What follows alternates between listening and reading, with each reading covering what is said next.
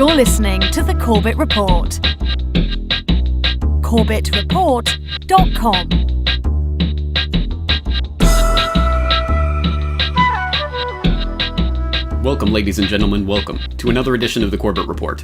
I'm your host, as always, James Corbett of CorbettReport.com, coming to you from the sunny climes of Western Japan here on this 7th day of November, 2014. This is episode 297 of the Corbett Report podcast, China and the New World Order. And yes, if you are just tuning in from the last edition of the Questions for Corbett series, of course, we did leave it up to the Corbett Report community to decide what episode 297 would be about, either about the plane crash of Total CEO DeMarjorie or China's position in the New World Order. The Corbett Report community has responded overwhelmingly for the China episode, and I'm glad they did, because this is a topic that I've been researching in one form or another for a few years now, in earnest for the last few months, and in absolute incredible detail in the past 2 weeks, and I have a doozy of an episode for you today. If you think this podcast has been informative or data-packed in the past, you ain't seen nothing yet. So let's roll up our sleeves and get to work on constructing today's narrative. And it starts in a position that I think most of us will be familiar with. If you are even glancingly looking at the headlines this day and age, you will note that there is an undeniable, a demonstrable buildup of diplomatic, financial, and military tensions between the NATO powers on one side and China and its allies on the other. Now, new warnings over cybersecurity and the growing cyber war between the U.S. and China. U.S. officials charging members of a shadowy unit in the Chinese military, accusing its agents of stealing trade secrets from American companies. And the Chinese government has hit back. They summoned the U.S. ambassador to China, Max Backus, for a dressing down, and they've also called these allegations extremely absurd. In recent months, China has undertaken destabilizing unilateral actions asserting its claims in the South China Sea. We take no position on competing territorial claims, but we firmly oppose any nation's use of intimidation, coercion, or the threat of force to assert those claims. The United States will not look the other way when fundamental principles of the international order are being challenged. Beijing quickly reacted to the accusations and denounced Hegel for singling out China at a public venue. The Chinese official also said the speech was completely non-constructive and full of hegemony, threats, and intimidation.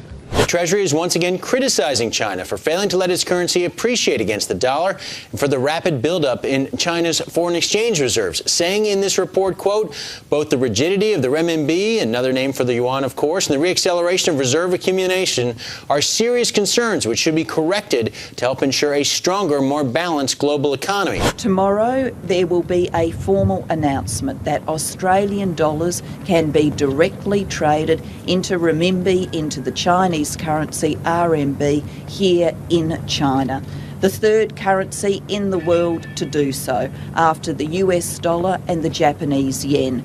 This is another small step in China's campaign to increase international use of its currency. China has launched other new currency pairs in recent years, including the Canadian dollar, Malaysian ringgit, and Hong Kong dollar. The deal is meant to help promote business between the two countries by allowing trade without using the US dollar as an intermediary. A U.S. Navy patrol aircraft was stalked and then repeatedly buzzed by a Chinese fighter jet in international airspace this week. Pentagon officials are calling it dangerous and unprofessional. The U.S. and Japan issued strong statements of concern over the issue, and on Tuesday, the United States confirmed that it flew two B-52 bombers over China's newly established air defense zone, as well as the disputed Diaoyu Islands. U.S. State Department spokesperson Jen Psaki on Tuesday expressed U.S. concern over the issue when asked about whether the United States' action should be viewed as counter-provocation. Psaki refused to comment.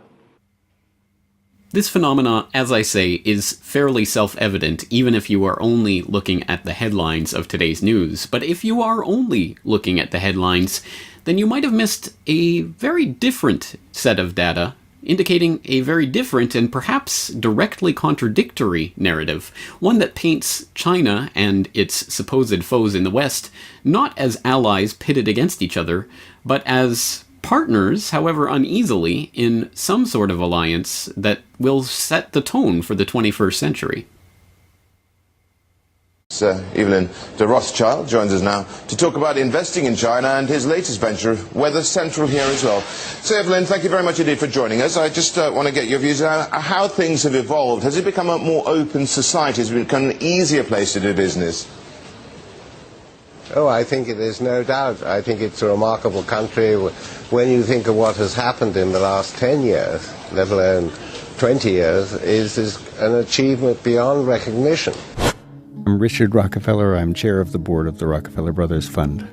The sentiments that my grandfather and grandmother and actually other relatives of that generation had for China, very positive feelings for the country, passed through the generations to all of us. So China, in a way, wasn't such an unfamiliar place to us as it might have felt for a lot of Americans. What sort of a financial deal should Obama be seeking to strike when he travels to China next month? No, I think this would be the time, because you really need to bring China into the creation of a new world order, financial world order. So, Evelyn, what about the RMB situation? You mentioned a so-called currency problem. I mean, do you see the day in the next 5 years where it's fully convertible and flexible? Well, you're talking to a person who's quite old. If I'm around in 5 years, I'd like to think that that is the case. I think we've all got to move towards that opportunity, and I think the challenge also is whether we should move towards an international currency.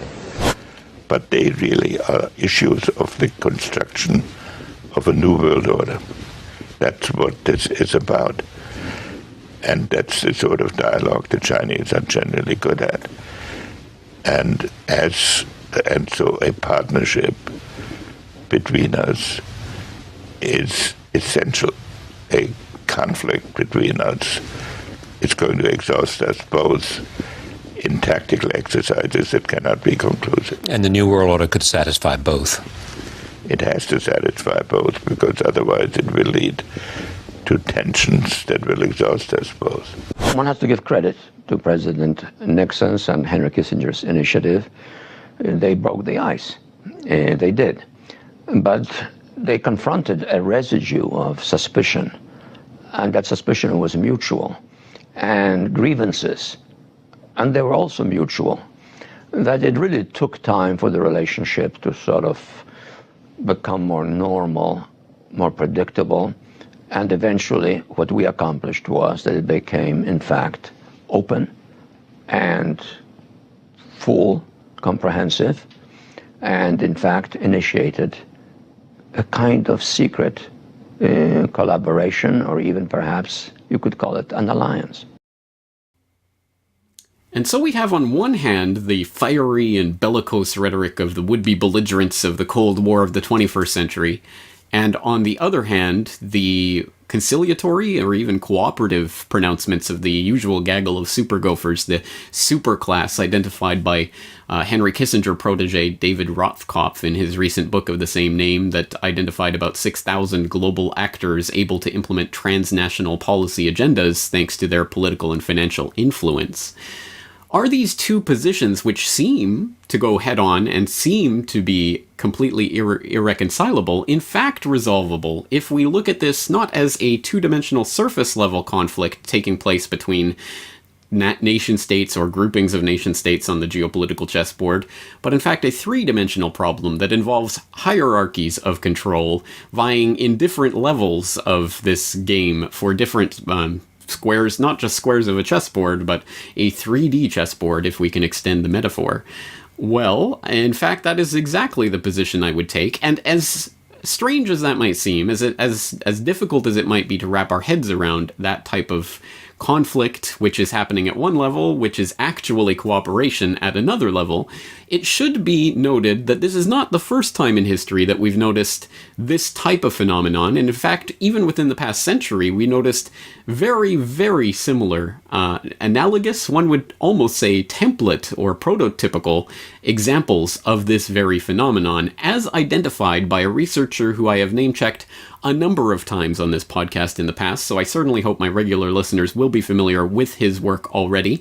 I am referring, of course, to Anthony C. Sudden, the author of such trade books as Wall Street and the Rise of Hitler, Wall Street and the Bolshevik Revolution, Wall Street and FDR, but also the author of many scholarly publications, academic publications that were published under the auspices of the Hoover Institute in the 1970s and that have been well-regarded scholarly works that were even name-checked by the likes of Zbigniew Brzezinski as being convincing proof of the thesis that these books were forwarding.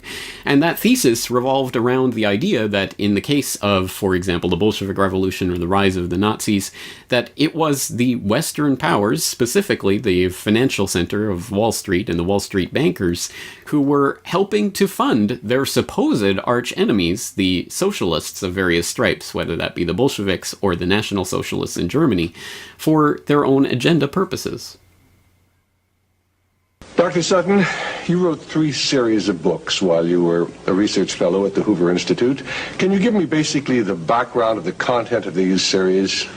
Yes, the series I wrote at the Hoover Institution at Stanford University concerned the transfers of Western technology to the Soviet Union, and essentially it comprised 3 individual books. Each book covers a period of time since 1917. And then you wrote a second series of books on Wall Street. Yes, these were trade books. In other words, they're not academic books. They're written for the general public. They concerned the build-up of the 3 types of socialism: Bolshevik socialism in Russia, what we might call welfare socialism in the United States, and Hitlerian or National Socialism. And each book examines the financing and the contributions made by Wall Street, by international bankers, to the development of that specific form of socialism. But the obvious question here is, why? Why on earth would these crony capitalists be funding their erstwhile, supposed, nominal, arch-nemesis rival enemies, their sworn enemies, the socialists? These are directly contradictory ideologies and viewpoints and economic systems. Why on earth would the capitalists be supporting the socialists in various countries? This seems completely nonsensical if we look at it from that, again, 2-dimensional, surface-level reality. But if we extend this out again to the 3-dimensional hierarchical reality, we start to realize that there are agendas that can be served by the crony capitalists supporting command and control economical structures and political authoritarian structures in various countries. Just tell us all over again why.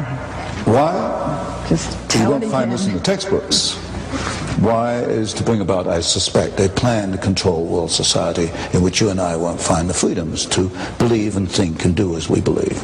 Did these power brokers actually envision at that time a one-world government that would be socialist? Yes.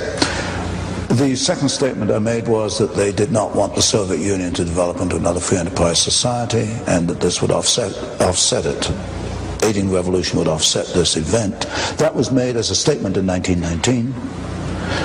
You have various books, one by Gillette, the razor blade Gillette, called The City, I think it was, which laid out this corporate socialism for the world to see as early as, 1905, 1910.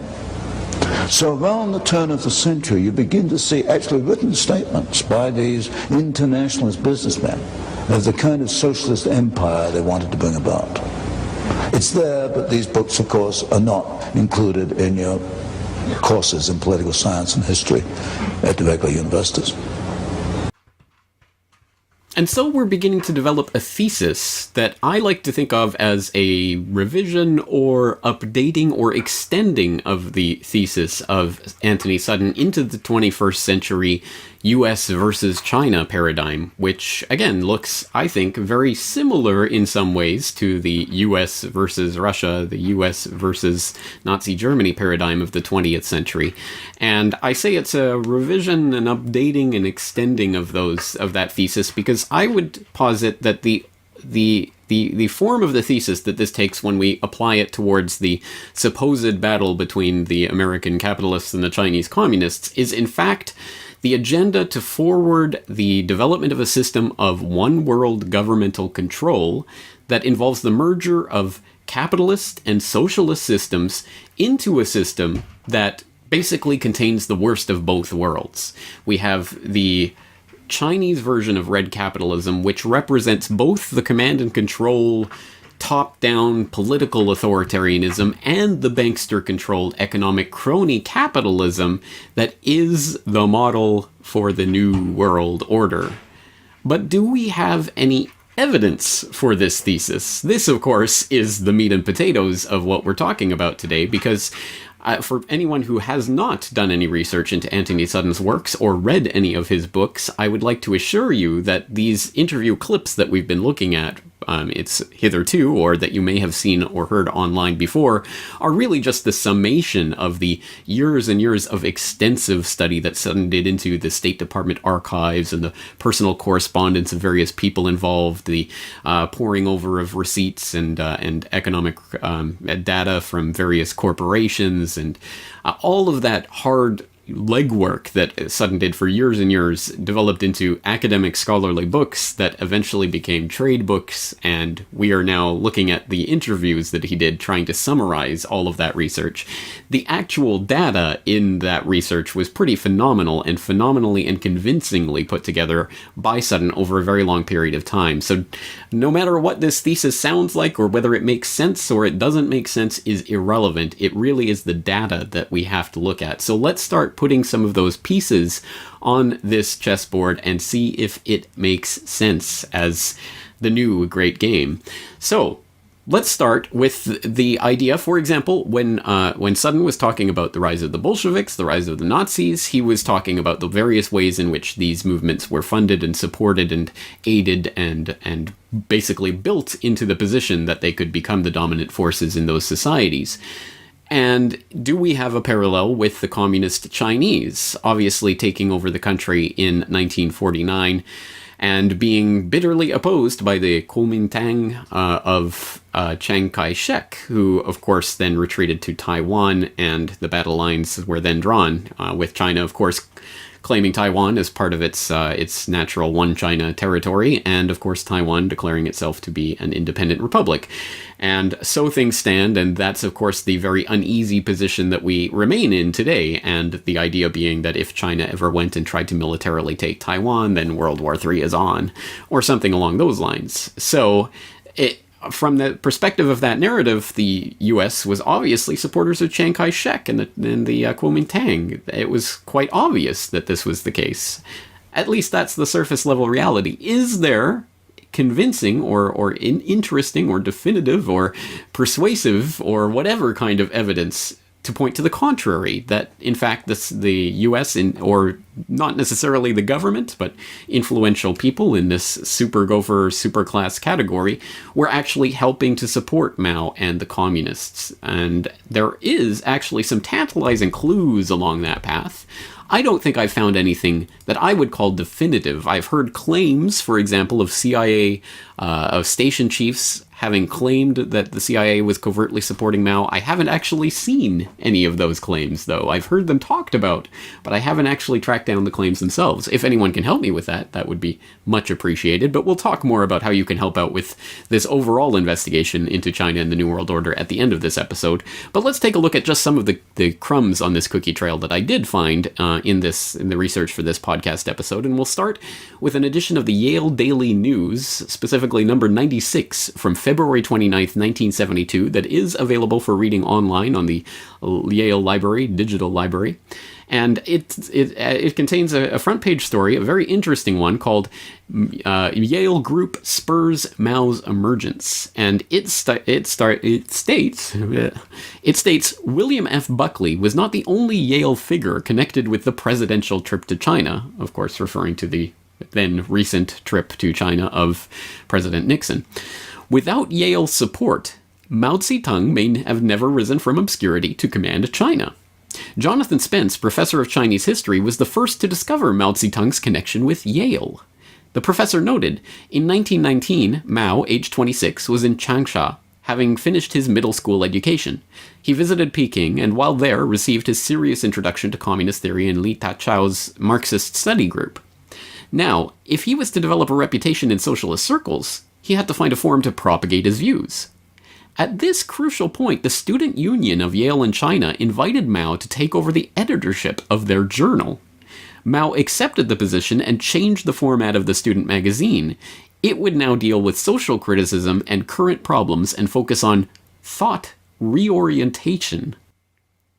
Thought reorientation. That is a very intriguing name for brainwashing or reprogramming or whatever we want to call it. But again, a very tantalizing piece of the puzzle, and one that there has been a certain amount of hay made from this. There was a Yale and China connection to Mao.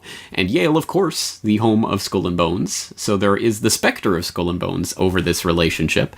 And that, again, there has been some hay made of that connection. For example, perhaps most notably, in an oft-cited article from the January 26, 1990 edition of the New Federalist called Bush's China Policy, Skull and Bones. And this article reads, quote, George Bush, the first U.S. diplomatic representative to the People's Republic of China back in 1973, was a member of Skull and Bones. So were his father, brother, son, uncle, nephew, and several cousins. Winston Lord, the Reagan-Bush administration ambassador to China, was a member. So were his father and several other relatives. James Lilly, the current ambassador to China, was a member of Skull and Bones, as was his brother. Except during the Carter administration, every U.S. ambassador to Beijing since Kissinger's deal with Mao Zedong was a member of the same tiny Yale cult. A mere coincidence? Mao was a Yaley. Back in 1903, Yale Divinity School established a number of schools and hospitals throughout China that were collectively known as Yale in China. It has since been shown that Yale in China was an intelligence network whose purpose was to destroy the Republican movement of Sun Yat-sen on behalf of the Anglo-American establishment. The Anglo-American establishment hated Sun because he wanted to develop China. On the other hand, they loved the Chinese communists because they intended to keep China backward and were committed to growing dope.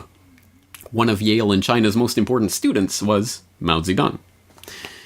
Okay, we'll end that article there. There's a little bit more that you can continue reading, and that gets into, for example, Anthony Sutton's work. But again, a fascinating piece of this puzzle, but we should note, for example, this article in the New Federalist claims that Mao was an actual student of Yale in China, although the Yale Daily News claimed that he was not a student. He was just invited for some random reason to edit the Yale in China journal, and for whatever reason took over and started his thought reorientation program that ultimately developed into the Communist Chinese movement. So again, a very, very interesting connection, and especially interesting to contemplate the connection of all of those various ambassadors to China, which again, up to the point of 1990, every single ambassador except under Carter had been a Skull and Bones member. So that's, I mean, obviously that's a very interesting connection in and of itself, but not necessarily definitive of anything. I still think there's probably more that needs to be made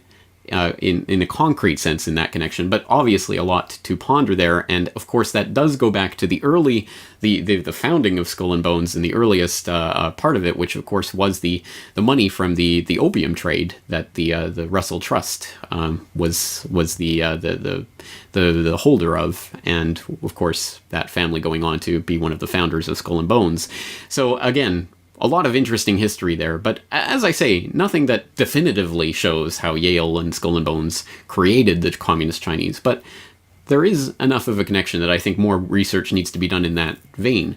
However, we can tell from going forward from the time when Mao took over the country and began his absolutely horrific, abominable Great Leap Forward that resulted in the death of at least 40 million people in the starvation of that occurred in that 4-year window. 40 million people starving to death during the Great Leap Forward.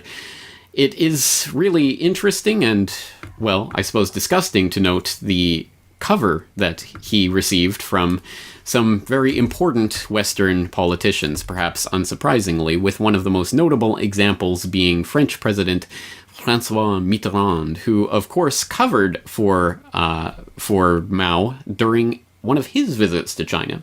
We can pick this up from the New Statesman, which had a article, Mao's Great Famine, the History of China's Most Devastating Catastrophe, 1958 to 1962, which starts by saying, when Francois Mitterrand visited China in 1961, Mao Zedong mocked reports of famine in the country. There was no famine, he said, only a period of scarcity, an assertion that Mitterrand, who described Mao as a great scholar known in the entire world for the diversity of his genius, was happy to accept. Returning to France after his 3-week tour, Mitterrand had no doubts about his account of events. I repeat, in order to be clearly understood, there is no famine in China. Western politicians of the right shared the French socialist leader's view. After touring China in late 1960, the conservative MP for Chester, John Temple, reported that communism was working and that the country was making great progress. And as disgusting as that was, of course, another very famous, or what should be very infamous, example of a influential Western figure backing that disgusting display that we saw under the reign of Mao was, of course, the 1973 New York Times editorial by none other than David Rockefeller, under the title From a China Traveler, in which I think he infamously said, "The social experiment in China under Chairman Mao's leadership is one of the most important and successful in human history."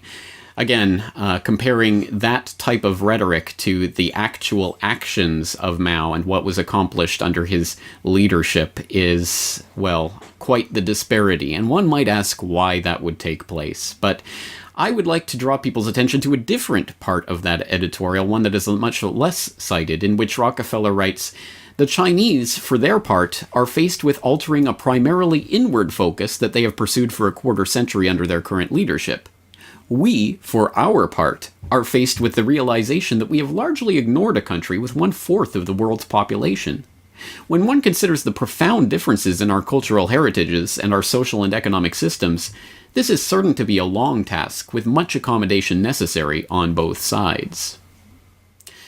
Very interesting passage, not least of which because one might well ponder who is exactly meant in that we and our. Is that America as a whole, or does that have more to do with Rockefeller, his obvious banking and oil interests, his other ties to the financial and oligarchical elite? I think the latter more so than the former.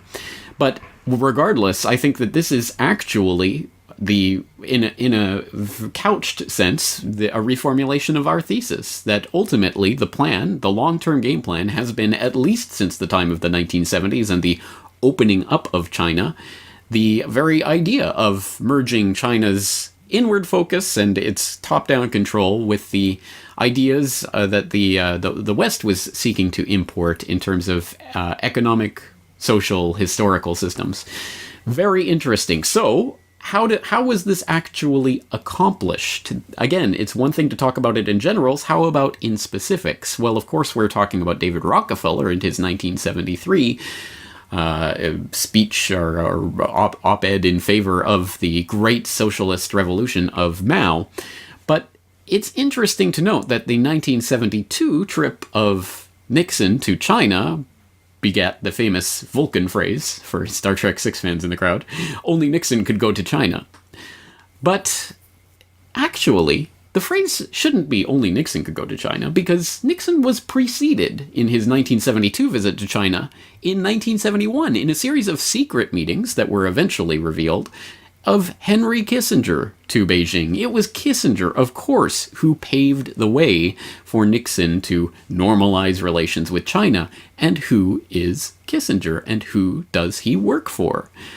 Well, again, we don't have to dig very deeply for this knowledge. In fact, we could turn to that bastion of truthiness, Wikipedia. If it's written there, it has to be true, right? It's certainly mainstream if it's written there. So, again, from David Rockefeller's own Wikipedia entry, quote, "In Henry Kissinger, Rockefeller found a political operative with an international and domestic perspective similar to his. They first met in 1954, when Kissinger was appointed a director of a seminal Council on Foreign Relations study group on nuclear weapons, of which David was a member. The relationship developed to the point that Kissinger was invited to sit on the board of trustees of the Rockefeller Brothers Fund. Rockefeller consulted with Kissinger on numerous occasions, as for example in the Chase Bank's interest in Chile and the possibility of the election of Salvador Allende in 1970.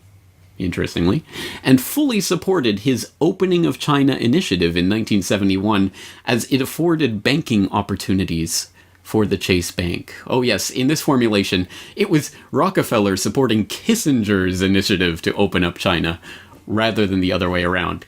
Yeah, sure, Wikipedia. I believe that one. But regardless of the relationship, Kissinger, Rockefeller, two peas in a pod, with the same agenda to open up China from the Mao era of Great Leap Forward, and then the Cultural Revolution, which was an interesting time in which Mao did a very astute political maneuver.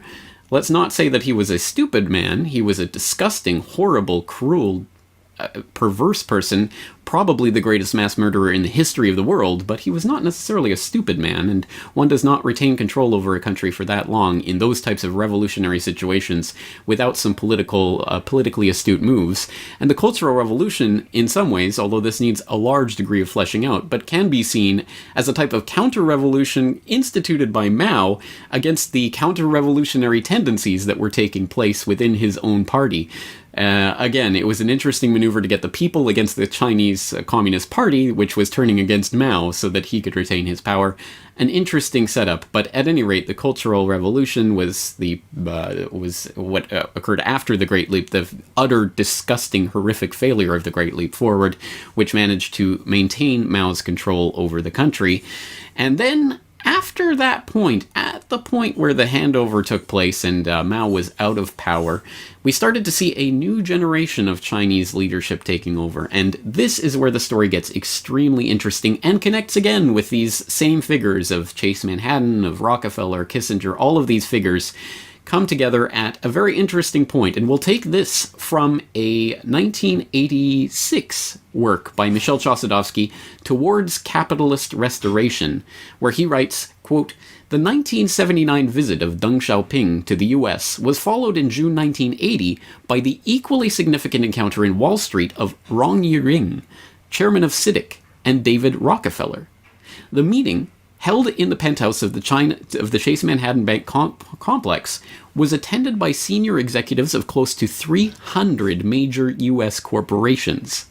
A major agreement was reached between Chase, CITIC, and the Bank of China involving the exchange of specialists and technical personnel to identify and define those areas of the Chinese economy most susceptible to American technology and capital infusion," end quote. Extremely interesting. Well, now we have a very solid lead, a very specific point on which to start building our case. And this is, again, the confluence of this Rong Yiren, which I'm probably mispronouncing, and let me just, of course, add the caveat to any Chinese speakers in the crowd that I apologize for butchering your language and every single name in this episode of the podcast.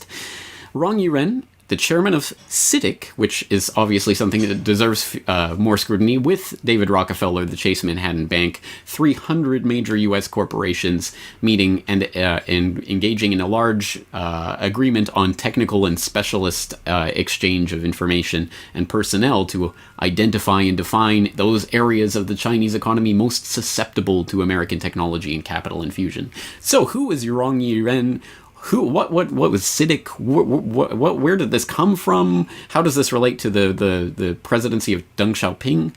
Well, let's start boiling this down in a fascinating little piece of this puzzle that was provided by Bloomberg a couple of years ago. Of course, this is not exactly hidden knowledge that was never known before this Bloomberg report, but it was interestingly summarized in a December 27th, 2012 Bloomberg report. Heirs of Mao's comrades rise as new capitalist nobility. This is a fascinating story about what was a group that was known as the Eight Immortals. And yes, I am not making that up. They're known as the Immortals. And this is a group, a new class of people who have arisen that were connected to 8 people specifically who survived the Cultural Revolution of Mao and were in high-ranking positions in the Chinese Communist Party to start implementing a very different agenda from Mao's agenda in the reign of Deng Xiaoping. So, picking up from that article, quote, "The people generally known as the 8 Immortals are now all dead, though all but 3 lived into their 90s. Their stature in China is on a par with that of George Washington and Thomas Jefferson in the US. They are Deng Xiaoping, General Wang, who fed Mao's troops, Chen Yun, who took charge of the economy when Mao assumed power in 1949, Li Qianyan, who was instrumental in the plot that ended the Cultural Revolution, Peng Zheng, who helped build China's legal system in the 1980s, Song Renchong, the party personnel chief who oversaw the rehabilitation of purged cadres after the Cultural Revolution, President Yang, who backed Deng's order to carry out the 1989 Tiananmen Square crackdown, and Bo Yibo, a former vice premier and the last of the immortals to die at 98 in 2007. Or, in the Chinese pronunciation of these names, 邓小平、薄一波、陈云、宋任穷、彭真、王震、李先念、杨尚昆等人。 Continuing with the Bloomberg article, they emerged from the Cultural Revolution after Mao's death in 1976, during which many of them had been in internal exile, to find an economy in ruins. Gross domestic product in 1978 was $165 a person, compared with $22,462 in the US. With Japan, South Korea, Taiwan, and Hong Kong booming, the immortals were surrounded by capitalist success stories. The victorious communists had executed landlords after 1949, farms had become people's communes, factories belonged to the state. The immortals turned that on its head in the 1980s. Farmers could lease land. Private enterprise, at first on a small scale, later bigger, was tolerated, then encouraged. Deng took the gamble that in order to stoke growth, some flies and mosquitoes could be tolerated, said Ezra Vogel, an emeritus professor at Harvard and Cambridge, Massachusetts, who wrote a 2011 biography of Deng. All right, so there you go. There is, in a nutshell, the 8 immortals and their progeny, which now are still in control of so many different facets of the state-controlled economy there in China, that it is extremely interesting. The not strictly state-controlled anymore, the now private enterprise/state control hybrid system that China is prototyping for the New World Order system. And it's interesting, I mean, it's fascinating to look at these 8 families and the way that their connections continue to wield inordinate amounts of power over the political and economic life of China. And there's more on that in this story in Bloomberg, in other stories that have been published in Bloomberg, in various pieces of this puzzle that will be found in a million different places, which I'm going to ask your help for in helping to connect some of those pieces later on in this episode. But let's continue on and picking up that thread from the 8 immortals and their influence back to what we were talking about earlier with that secret meeting in 1980 with Chase Manhattan and Rockefeller meeting with Yong Yi-ren of the CITIC group. Well, that ties into this story of the immortals. Reading again from that Bloomberg article, within months, Wang Jun, the general's son, that's General Wang, one of the 8 immortals, was made head of business operations at the newly formed CITIC, known then as China International Trust and Investment Corporation. The group, founded by Rong Yi-ren, was set up to attract overseas investment at a time when the country's foreign exchange reserves were $840 million. He turned it into a sprawling empire to drive China's growth. CITIC now runs China's biggest listed securities firm, backs a Beijing soccer team, and develops luxury real estate projects. China's reserves today stand at $3.3 trillion. 840 million to 3.3 trillion.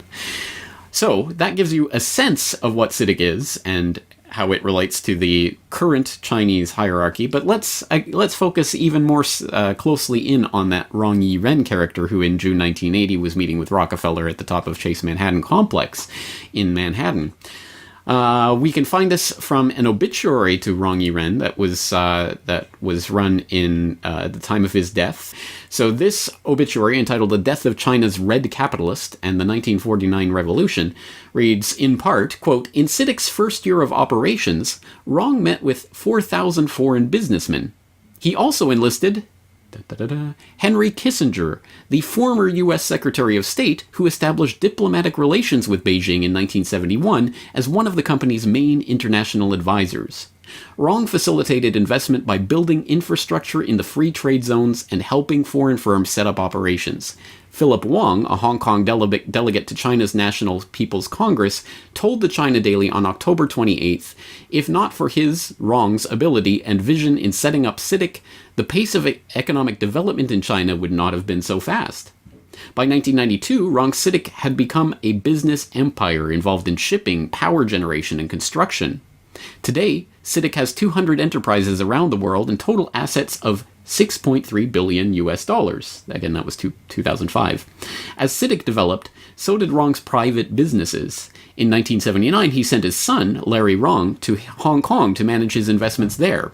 In 2005, Larry Rong was named by Forbes magazine as China's richest man with a fortune of $1.64 billion. Billion with a B. Rong Sr. also played a key role in the further opening up of the Chinese economy after the suppression of the anti-government protests in May and June of 1989. Deng Xiaoping justified the massacre of workers and students in Tiananmen Square on the grounds that it was necessary to defend the socialist system. In reality, it was aimed at crushing the opposition of the working class to the impact of the regime's free market policies. Free market, yes, an interesting little bit of propaganda snuck in there. In 1993, Rong was promoted to Vice President of China as a symbol of Beijing's determination to accelerate market reform. As the obituary to Rong in the British Financial Times noted, the post was mainly ceremonial, but it sent a clear message. China's new blend of communist politics and market economics was here to stay, and it was the red capitalist who had shown the way. The same year, China received $111 billion of contracted foreign direct investment, nearly 4 times the amount that had been invested in the entire 10-year period from 1979 to 1989. End quote. Very interesting character, and you will notice the little bits of propaganda and the little bits of the narrative that are already being inserted into this in very, very subtle but very powerful ways. For example, it's the free trade, it's the capitalist aspects of this CITIC and these types of organizations that are to blame for the incredible oppression and political oppression that we saw at Tiananmen Square and that we've seen in various other contexts from Beijing. That's somehow to do with the free market system, with capitalism. Because, of course, when we're talking about these 8 immortals and their progeny controlling hundreds of billions, trillions of dollars, ultimately, if we include the Chinese reserves, in all of these various corporations, these state-controlled corporations, this is somehow free market. This is somehow the example of capitalism. So you'll see the way that certain pieces of the narrative are inserted here to try to create false paradigms that are, again, at that 2-dimensional stage. It's capitalism versus socialism, and they butt heads, and oh, look what results. And there are other aspects of this that I think are worth highlighting. For example, when Heinz Kissinger himself poses something that I think is also becoming another idea that is pushed in this China versus the US narrative, which is that, well, you know, when you think about it, militarily, from the perspective of empire, the Chinese are kind of the good guys. The Chinese believe in the superiority of their culture, the uniqueness of their culture, and they are delighted and proud if you respect it. But there's no way you can become a Chinese.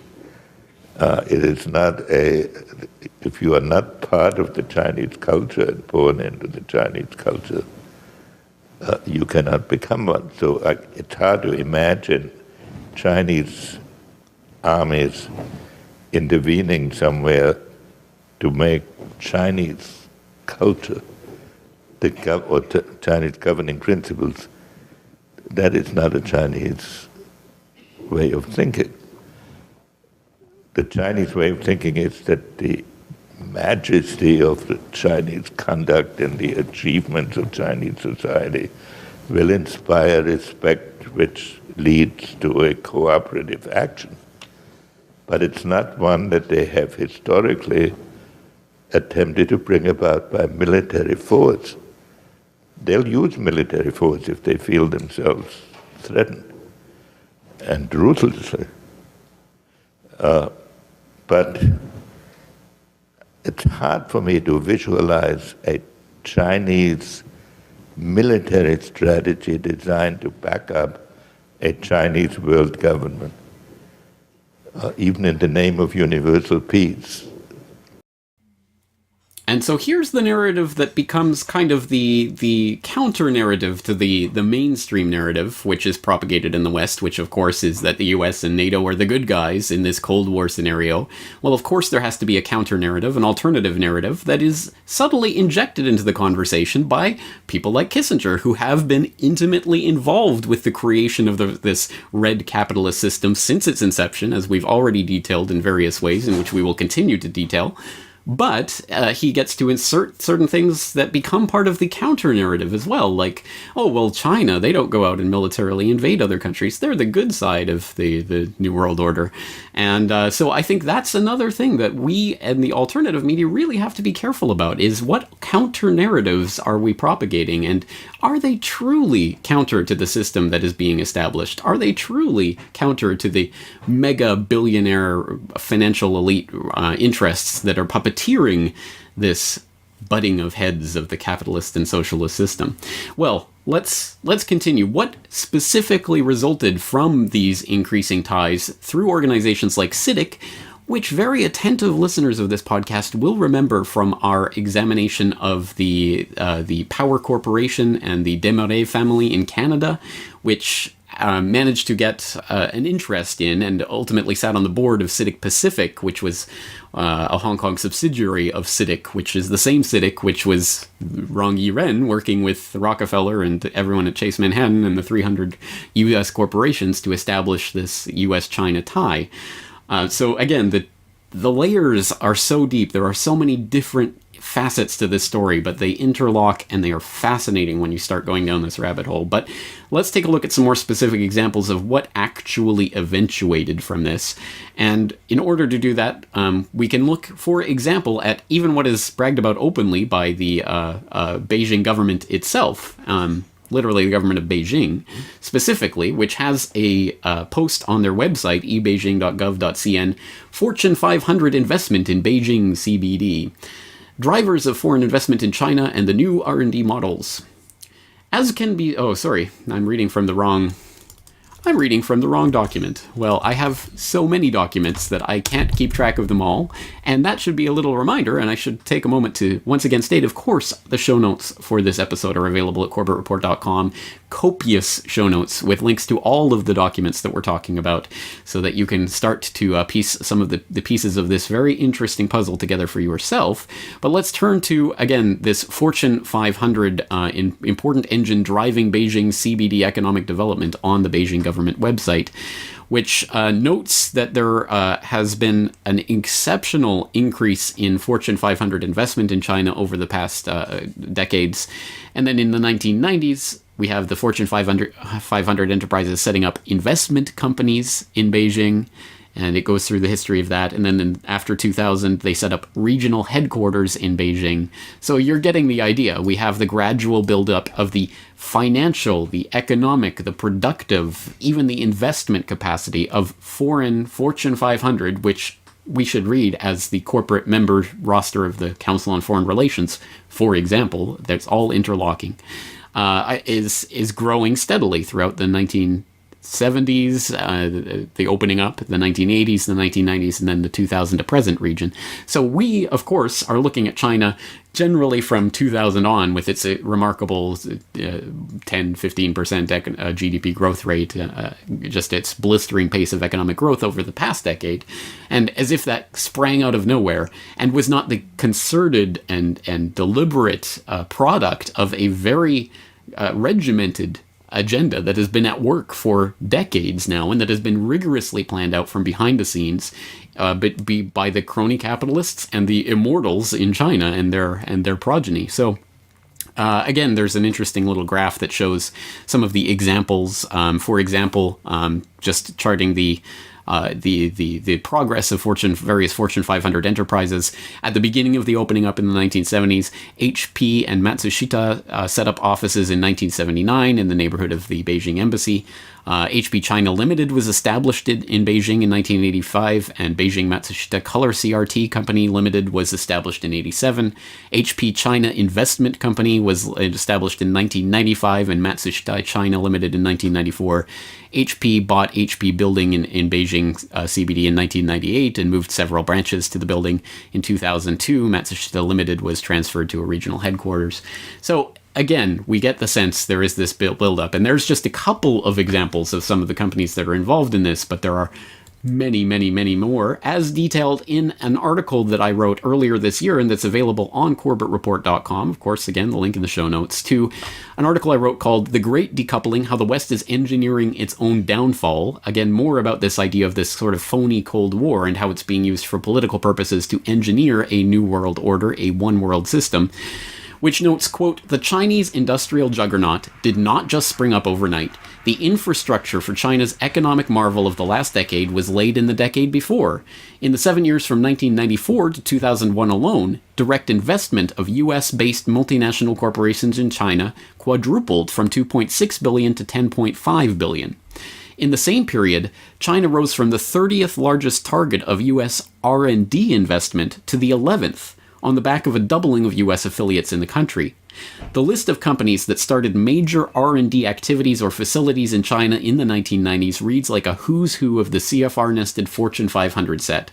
DuPont, Ford, General Electric, General Motors, IBM, Intel, Lucent Technologies, Microsoft, Motorola, and Rohm and Haas all had a significant stake in China by the beginning of the 21st century. And then the economic boom suddenly springs out of nowhere, right? Interesting part of all of this is the fact that it was, of course, framed as the offshoring of productive capacity. Of course, we're using China for their cheap labor. That's why all these companies went to China. But the part of this that doesn't make sense is the incredible boom in R&D funding that began in the 1990s and continued through the 2000s period. Why was there all this investment in R&D in China? That's different from the productive sort of menial labor, which one can understand. You're going to pay basically slave labor to do menial tasks like Foxconn or whatever. But why R&D specifically, outsourcing that to China? And there's an interesting report that I uncovered that deals with this problem specifically. Drivers of foreign investment in China and the new R&D models from UTA.edu. And that's a fascinating report for a lot of different ways, including the way that it tries to deal with that idea. Why were these foreign companies suddenly investing in R&D in China? And it concludes, for example, as can be seen, a great deal of research has focused on China and how global companies have moved much of their production capability to that country. However, this research has overlooked the growing amount of research and development that these firms have undertaken in China. In fact, China has seen the development of new models of R&D by foreign corporations. So again, this R&D investment did not spring out of nowhere. It was, again, a part of a coordinated agenda that involved some of the largest corporations on the planet. And this report also lists some of the countries that heavily invested in R&D in the 1990s. Motorola, Nokia, Siemens, IBM, Microsoft, GM, Samsung, Nortel, GE, JVC, Intel, P&G, DuPont, Ericsson, Matsushita, Mitsubishi, Lucent Bell, and AT&T, to name a few, all have R&D facilities in China.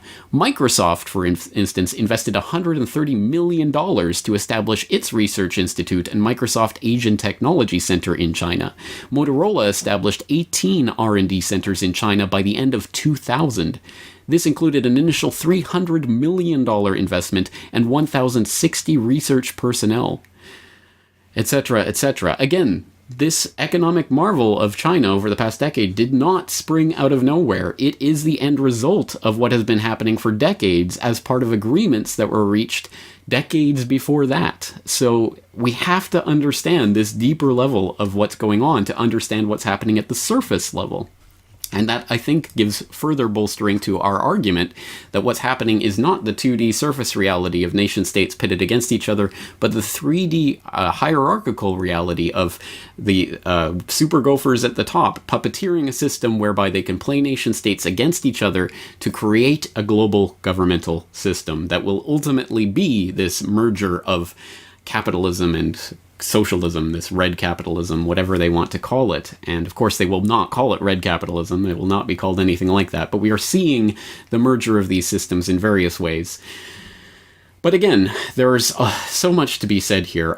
Well, let's talk about another key aspect of what Anthony Sutton talked about when he was talking about the Western backing of the Bolsheviks or the Nazis. It was not just financial support. It was not just the development of industry. It was also technology transfers. In fact, that was the specific focus of Sutton's early work at the Hoover Institute, the technological transfers that enabled the rise of the Soviet Union into an industrial superpower from its basically feudal society before the Bolsheviks took over. And in that regard, it was Sutton's argument that without the U.S. technological transfer and technological support, the Bolsheviks couldn't have accomplished what they ultimately did. And similarly, the Nazis couldn't have built up their war machine without the synthetic oil that was provided under specific agreements that Standard Oil had with their German counterparts to provide the technology to create the synthetic oil that fueled the German Nazi war machine that, again, could not have functioned without that. So is there technology transfer going on in China? The short answer is yes. There are technology transfers from the West to China that have enabled certain specific military capabilities that the Chinese now have. The question is, how deep does this go and how many layers there are? I will provide just one layer because this is already a huge investigation and it's only going to expand in scope from here, but a fascinating one that developed in the 1990s, which was a series of stories about basically the transfer of nuclear technologies that helped aid China's space program, its missile technologies, its nuclear technologies, including the transfer of microchips and things that happened in the Clinton administration. So it was framed in that left-right debate as if this was some sort of leftist agenda, as opposed to, again, the Bushes supporting the Tiananmen Square massacre, the Clintons supporting with technology transfers. It's left, right, blue, red, fork, spoon. It makes no difference. The agenda is the same, and it's being forwarded by the Rockefellers and the Kissingers and people on that level, not the political puppets who are paraded in front of us as the shadows on Plato's cave wall. Let's take a look at this in more detail, this story, and we can get this from, first of all, the good place to go would be the official report, U.S. Commercial Technology Transfer to the People's Republic of China, from the Bureau of Export Administration, Office of Strategic Industries and Economic Security Defense Market Research Report, which is a fascinating report about how this technology transfer occurred. The executive summary of which reads, "The phenomenal economic growth witnessed in China since Deng Xiaoping first declared China's open-door policy in 1978 has led many to predict China's certain emergence as an economic superpower in the early 21st century. Indeed, China has followed a structured path toward gradual market reform of its still largely state-owned industrial sector, which has been transfused with increasing amounts of foreign capital and technology. There have been numerous reports over the last several years, however, of U.S. companies being forced, in quotation marks, in the report, to transfer technology to China in exchange for access to this enormous market. The purpose of this study is to assess the extent to which U.S. commercial technology is being, in effect, coerced from U.S. companies engaged in normal business practices and joint ventures in China in exchange for access to China's markets.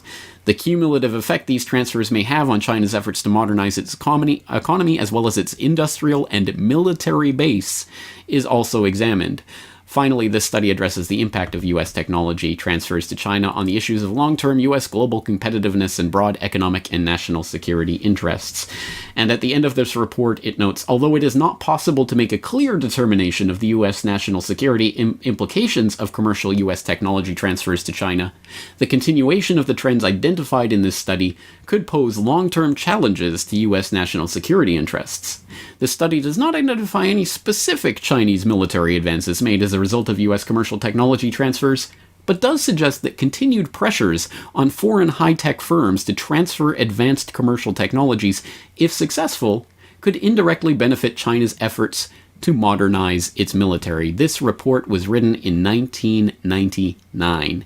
So before the Chinese economic juggernaut got underway in earnest, it was already well known that these corporations, which were flocking to China to set up their R&D centers and to move to set up corporate headquarters, and all of these other major investments that were taking place were being done on agreement that this would include technology transfers to the People's Republic of China that maybe could be used to build up China's military base. And now, lo and behold, wouldn't you know it, China is modernizing its military at an exceptionally rapid pace, with aircraft carriers coming online, the latest aircraft carrier killer missiles that they've developed, the drones technology that now is fast approaching that of the United States. Again, it's a military juggernaut that's still in the process of building up, but it is being built up. And how so? Again, this type of report gives us a window into that process, a process that, again, could not take place without the active support of the very financial and corporate oligarchy that has been wedded to the Chinese immortals and the Chinese regime that's been in place at least since the death of Mao. Fascinating stuff, I hope you will agree. Some more specifics we can get on, for example, the Chinese the missile allegations, the allegations of specific technology transfers regarding missile technologies. There's a Washington Post series of articles from the 1990s on this that I'll throw a link into. It's an interesting compendium of dozens of reports that were compiled and filed in the 1998 time period. I have a report, China, possible military technology transfers from U.S. satellite export policy, actions and chronology, from au.af.mil. U.S., this is an interesting one. Bush's brother has contract to help Chinese chip maker. Talking about one of the Bushes, I don't even remember which one without looking at the article itself, and his intimate ties to a Chinese chip maker and the brouhaha that caused for George W., who was in power at the time. Also, yes, it was Neil Bush, who also, just a couple of years ago, made headlines for this. Neil Bush communist photo makes a scene on Chinese social media site Weibo, and it's Neil Bush wearing communist Chinese regalia saying, "Am I doing it right?" basically. You know, it's all funny. It's all fun and games to these people. That again is just a taste of the idea of what we're really trying to drill down to, which is the specifics that Anthony Sutton drew out in the Soviet or Nazi paradigms. We want to construct the same case for what's happening with communist China, because again, this is about the creation of the one world governmental system, and that cannot take place without A, the nation state systems warring and ruining each other, and oh, please save us. Oh, luckily there's this model, this structure that's already been put in place that can come save us of, you know, some sort of UN type structure that will function like the red capitalists of China, or something of that sort. And this also cannot take place without the active cooperation and the financial, the corporate infrastructure that has been carefully laid out for decades now in agreements between people like Rong Yiren and CITIC and those types of groups, with such things as the US-China Business Council and other extremely fascinatingly interesting groups. Now, as you can imagine, just sorting today's episode out into what I've presented so far has been a mind-boggling event, and I've had to leave out all sorts of different things that would have sent us in different directions. This podcast could probably be split into 10 different podcasts, a series, and I suppose it will be, and that's what I'm going to call on all of you out there now to help engage in this task of following these different cookie crumb trails and going down the various rabbit holes and digging up what you can find. I'm calling on the Corbett Report members, the community that is developing at the Corbett Report open source intelligence news community, to help assemble some of these facts, get some of these names, follow some of these leads, follow the careers of some of these characters and the various dealings that they've done to help flesh out this picture that we're painting here, because it is an exceptionally important one that tells a very different story of what we're being asked to believe, that there is a US-China rivalry and that there's going to be some war because they're so at each other's throats. That is taking place at the surface level, but there's a much deeper level of what's taking place in the third dimension that is much more important in the overall game plan. Do not get caught up in choosing sides as if choosing a nation state or a NATO versus Shanghai Cooperation Organization or one of these phony controlled organizations is going to make a difference. At the end, it's a dialectic, and it's going to smash these two seemingly opposed systems into each other, and what's going to result is going to be horrific on the scale of what Chairman Mao instituted in his great leap forward. So, it couldn't be more important what's happening right now, and I think this is the perspective from which we have to view such things as what's going on in Hong Kong right now, where people are upset at the Beijing government. Now, there's all sorts of manipulations that happen and things that are taking place in the two-dimensional nation-state system version of NED and all of these usual players getting involved in this conflict, but this is part of the conflict that is planned. We have to see it at a deeper level and support the people against these various government and corporate manipulations that have been designed and are taking place. So, this is the level of analysis that we have to get into if we really want to understand what's taking place with China in this current day and age, and this is where I'm going to call on you for help. I have some various things that, just as suggested starting points, obviously take this any way you want, but here are some suggested starting points for where we need to go from here. First, we need more information on technology transfers. You could start using some of the articles that I've cited. You can look for your own, but I want more specifics about technology transfers that have taken place from the West to China that have enabled specifically Chinese military technology. I find that interesting, but also the Chinese cyber capabilities, the fact that they have the most controlled internet on the planet, which again is a very complicated thing to do and something that I don't think could have been done without the active support and collusion of technology companies, for example. So there's some starting points for the investigation. I want to find out more about the financial interlocks between specific Fortune 500 corporations and the red capitalists. And in that regard, I think it will be extremely important to follow up on that Bloomberg article about the 8 immortals, those 8 families and their descendants and where they've gone and how they populate and connect with other people. There's an interesting article I saw that connect so many of these different characters that it was a bit mind-boggling to even glance through, that I'll include in the show notes at this precise time index, so you can go and find that article and start sorting through some of those leads.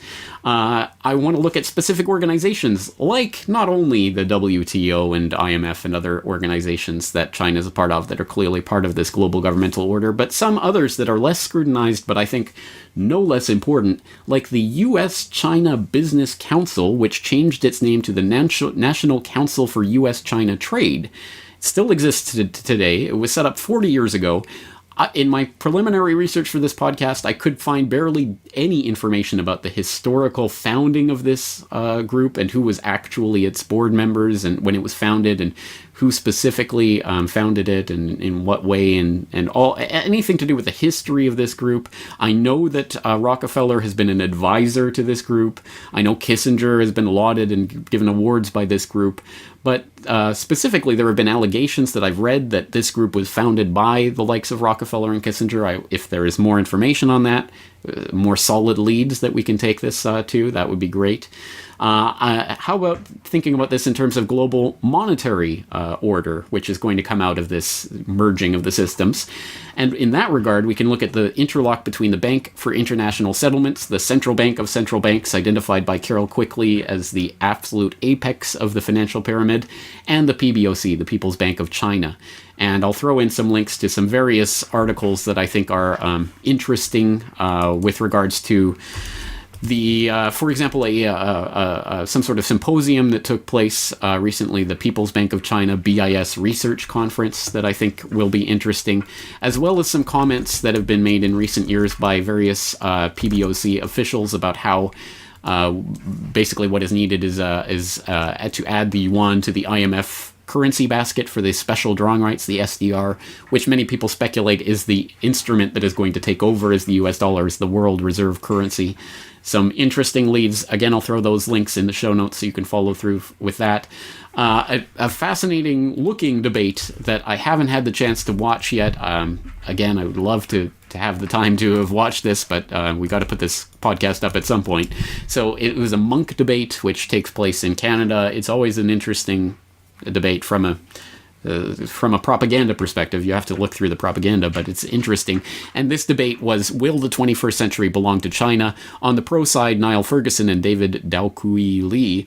On the con side, Henry Kissinger and Fareed Zakaria. So a CFR, Bilderberg, globalist, super gopher tag team there. And they ended up winning that debate, incidentally making the argument that China will not be the power of the 21st century. Make of that what you will. So all of those leads, again, there are so many more that we can take. This is obviously just the first report in what will be an ongoing research investigation into this. I don't know what form it will take. More podcasts, more interviews, more articles, I'm sure will result from all of this research. But it is up to you guys out there. Please help me out in this. Compile the links. If you are a Corbett Report member, please sign into the website and leave your posts on this, leave your comments on this post so that we can start compiling this research into a more fleshed out, detailed schematic of what we're talking about. Again, I hope I've placed some of these pieces on the board in a way that the picture comes into view and that you see that this is a system that's being puppeteered in a three-dimensional reality, not the 2D nation-state system fight that we're being asked to believe that it is. I will leave you on one final note, again going back to Anthony C. Sutton, who wrote in 1984 in America's Secret Establishment, "By about the year 2000, Communist China will be a superpower built by American technology and skill." How did Anthony C. Sutton know that? Was he clairvoyant? Was he a psychic? Could he read the future? Was he informed about history? Was he, in effect, an armchair quarterback who, like any good armchair quarterback, knows the opposing team's playbook so well that he can reliably predict their plays? At any rate, we will leave you there for today. This has been the final episode of the Corbett Report podcast before my trip to Europe, so until December, there will be no further episodes of the Corbett Report podcast proper. There will be a Film Literature New World Order episode around the time that I'm leaving. There will be hopefully at least one video next week. But other than that, the website's going to be very quiet for the next couple of weeks as I really will be working very hard on my lectures and then delivering the lectures, so don't look for too much activity at CorbettReport.com. But I hope I've left you a lot to chew on in the meantime, so again, Corbett Report members, please start contributing to this open source investigation of China and the New World Order. Once again, I'm James Corbett of CorbettReport.com. Looking forward very much to talking to you again in the very near future. Thank you for your time. 18岁那年，我就写了入党申请书，一直不好意思把它交给党支部。无数次我把党的章程认真读，总觉得离党的要求。 The Corbett Report is brought to you by you. Your support makes the Corbett Report possible. Sign up for the subscriber newsletter or purchase a DVD at corbettreport.com/support.